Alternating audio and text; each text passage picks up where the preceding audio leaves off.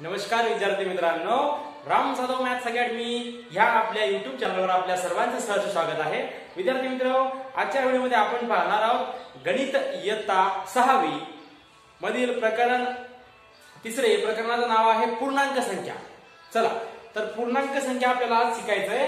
तर प्रकरण तिसरे प्रकरणाचं नाव आहे बेटा पूर्णांक संख्या। काय आहे?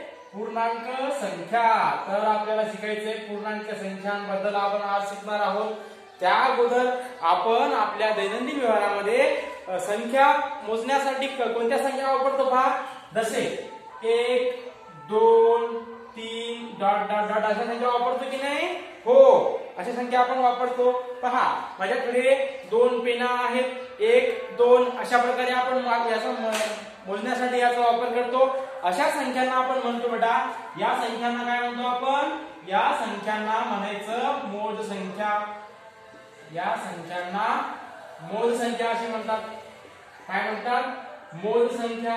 आणि मोज संख्या का म्हणतात? तर याचा वापर आपण कशासाठी करतो? आपण याचा वापर मोजण्यासाठी करतो। चला, यांना म्हणतात मोज संख्या। आता मोज संख्यांनाच काय म्हणायचं असतं? नैसर्गिक संख्या। काय म्हणायचं असतं बेटा? नैसर्गिक संख्या। चला, मोज संख्यांना आपण काय म्हणतो? मोज संख्यांनाच आपण काय म्हणतो? नैसर्गिक संख्या असं म्हणतो। मोज संख्यांना आपण काय म्हणतो? नैसर्गिक संख्या। नैसर्गिक संख्या। पहा, मोज संख्यांनाच आपण म्हणतो नैसर्गिक संख्या।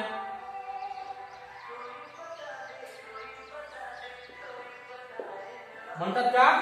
यस। तर आता नैसर्गिक संख्या कोणत्या कोणत्या असतात बाबा? नैसर्गिक संख्या असतात। पहा, नैसर्गिक संख्या कोणकोणत्या असतात? नैसर्गिक संख्या।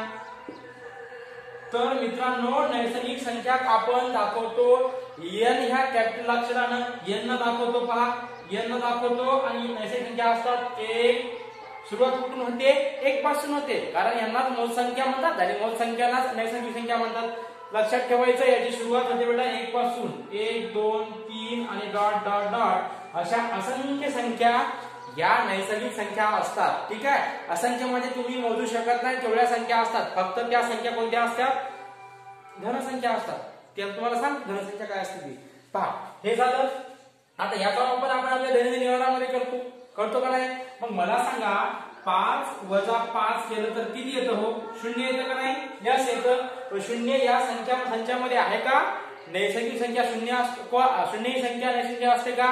नसते। म्हणून आपण पूर्ण संख्याचा वापर होतो। पूर्ण संख्या। पूर्ण संख्या संख्याचा याचा शोध लागला गेला असेल। पहा, पूर्ण संख्या कशाला म्हणायचं? पहा, पूर्ण संख्या आपण W दाखवतो बेटा, याला म्हणतात होल नंबर्स। आणि पूर्ण संख्या असतात 0 पासून सुरू होतात। अरे जसं पहा, नैसर्गिक संख्येची सुरुवात कुठून होते? 1 पासून होते। तशीच पूर्ण संख्येची सुरुवात कुठून होणार आहे? 0 पासून। कारण याच्यामध्ये 0 नाही आहे, ते 0 याच्यामध्ये ऍड केला गेलेला आहे। याला म्हणतात पूर्ण संख्या। 0 1 2 3 डॉट डॉट डॉट याला म्हणतात बेटा पूर्ण संख्या संच। याची व्याख्या जर करायची असेल तर आपण म्हणू शकतो 0 आणि सर्व नैसर्गिक संख्यांचा संख्यांना मिळून तयार होणाऱ्या संख्या संचाला आपण काय म्हणतो? पूर्ण संख्या म्हणतो। चला, काय म्हणायचं? 0 आणि सर्व नैसर्गिक संख्या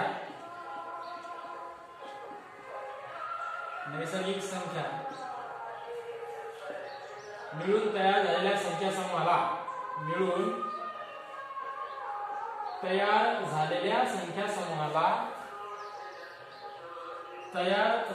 संख्या समूहाला काय म्हणतात? 0 आणि सर्व नैसर्गिक संख्या मिळून तयार झालेल्या संख्या समूहाला काय म्हणतात बेटा? पूर्ण संख्या। पूर्ण संख्या असे म्हणतात। पूर्ण संख्या। पहा, तर पूर्ण संख्या कधी पूर्ण होतात? जेव्हा त्याची नैसर्गिक संख्यामध्ये आपण 0 मिळवतो तेव्हा पूर्ण संख्या समूह तयार होतो। ठीक आहे, पूर्ण समूहाला पूर्ण संख्या म्हणतात। ठीक आहे, किंवा पूर्ण संख्या समूह म्हणतात। यानंतर आपण पाहूया पुढचा पॉइंट। हा, चला तर मग आपण काय शिकला?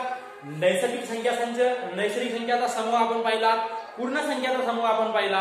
मला सांगा महाराष्ट्रामध्ये जे तापमान असते की नाही, महाराष्ट्रात हिवाळ्यात तापमान किती असते बेटा 10 डिग्री सेल्सिअस म्हणजे 10 अंश सेल्सिअस आपलं महाराष्ट्रामध्ये तापमान असते. कधी कधी हे शून्यापर्यंतही जातं.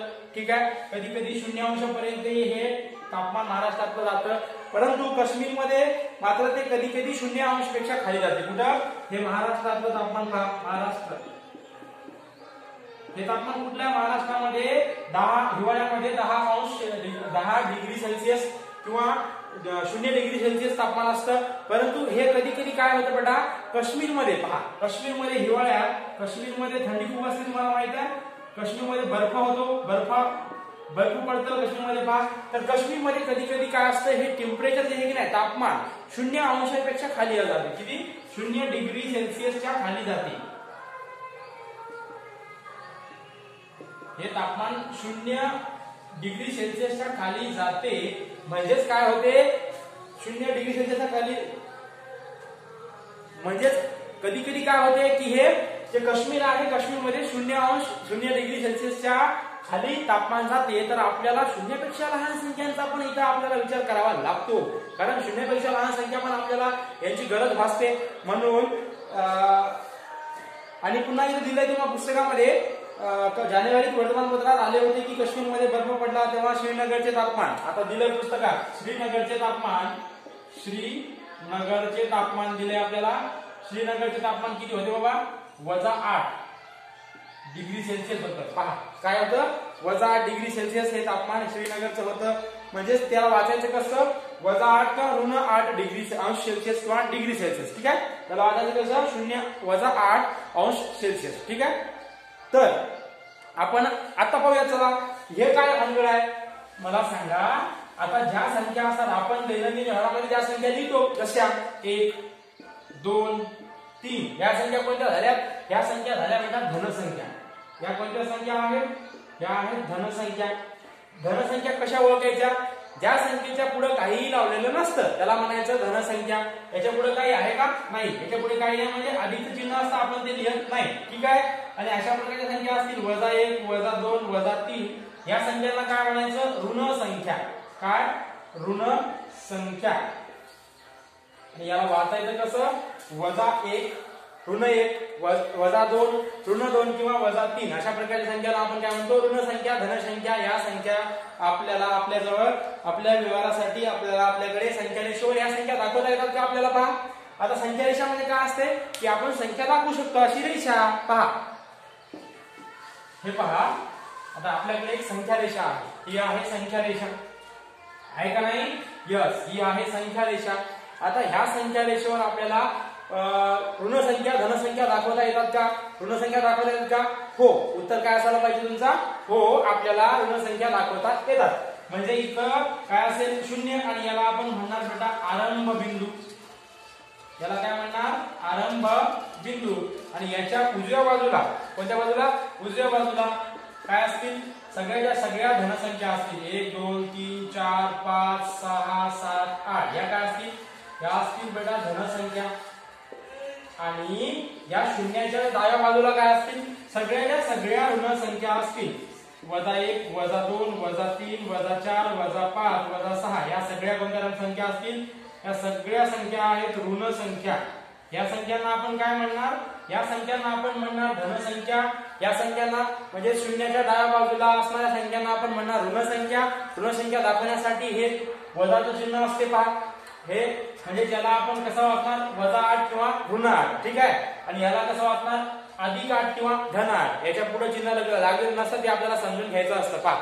तर हे आपण संख्या रेषेवर संख्या दाखवू शकतो का पहा. आता मला सांगा, मला दाखवायचंय -2. या संख्या रेषेवर -2 आहे का पहा. हे काय आहे -2 आहे.